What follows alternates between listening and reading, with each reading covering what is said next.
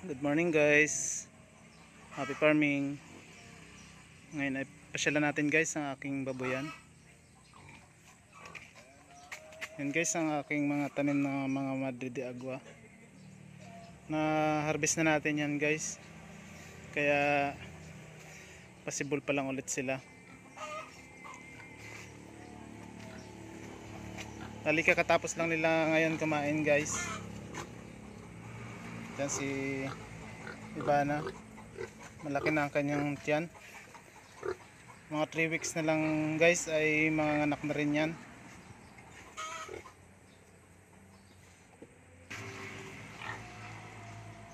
Malaki na ang kanyang tiyan guys.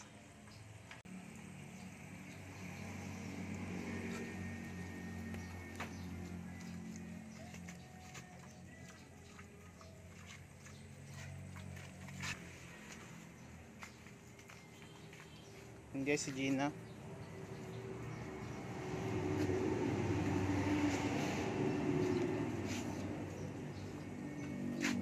Si Karen guys ay medyo pumayat na siya dahil marami siyang pinapadidi na mga anak.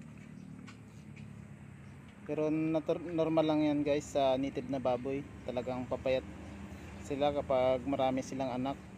Ito si Karen, 3 lang kasi ang anak niyan. Kaya hindi siya masyadong pumayat. Pero guys yung ibang mga anak ni Gina, ay ni Karen, ito pala si Gina. Yung ibang anak ni Karen na dumididi rin dito kay Gina.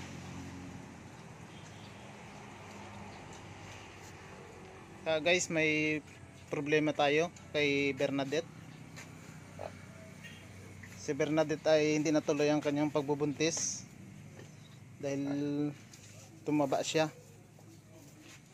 At ngayon ay naglalandi ulit siya.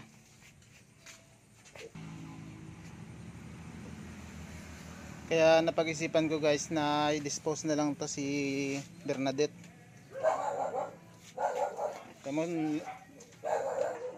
Kapag ganyan talaga kataba ang inyong inahin ay may posibilidad na mawawala yung kanyang pagbubuntis at maglandi ulit. Ito naman guys ang ating gagawin nating inahin.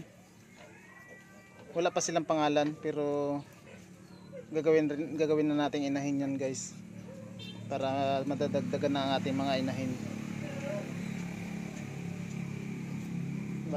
Mga 3 months pa pwede na nating ipabulog yan kay Max.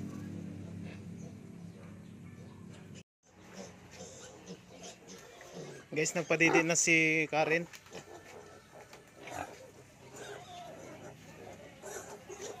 Malalaki na ang kanyang mga anak. At ilang araw na lang ay pwede na nating iwalay.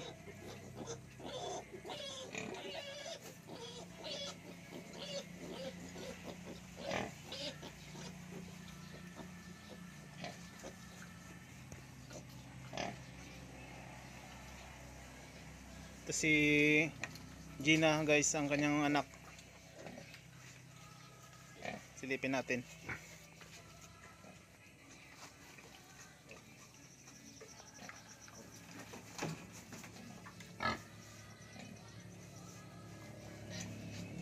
Guys, nagwawala si Bernadette oh. Ganyan talaga pag ang baboy ay naglalandi.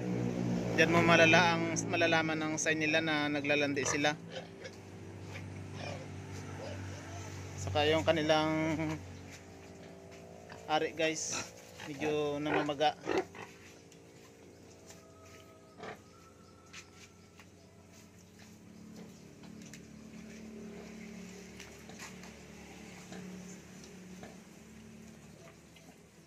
Maya maya ay bibigyan rin natin ng ulit ng pagkain yung mga biik dahil kulang sila sa gatas ng kanilang ina. Medyo marami kasi guys ang anak ni Karen kaya medyo kinakapos sa gatas.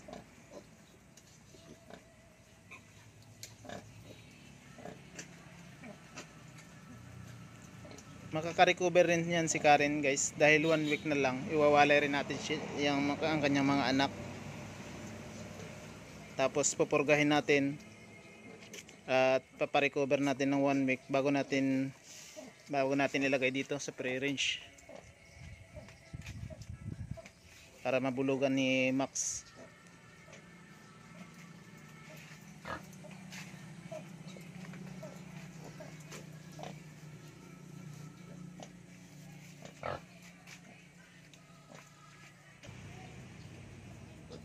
Guys, magbigay na tayo ng pagkain sa ating mga biik.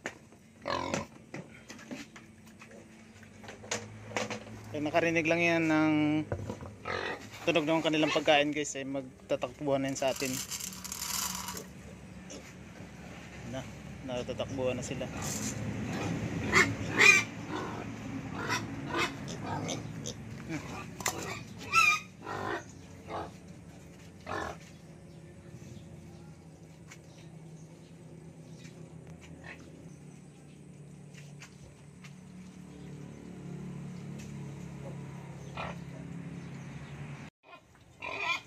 Ayan na, dumami na sila.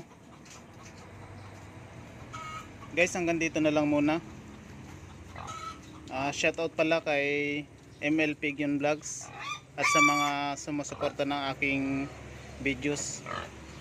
Paki-like and subscribe naman guys ng aking mumunting channel. Maraming salamat guys. Bye bye.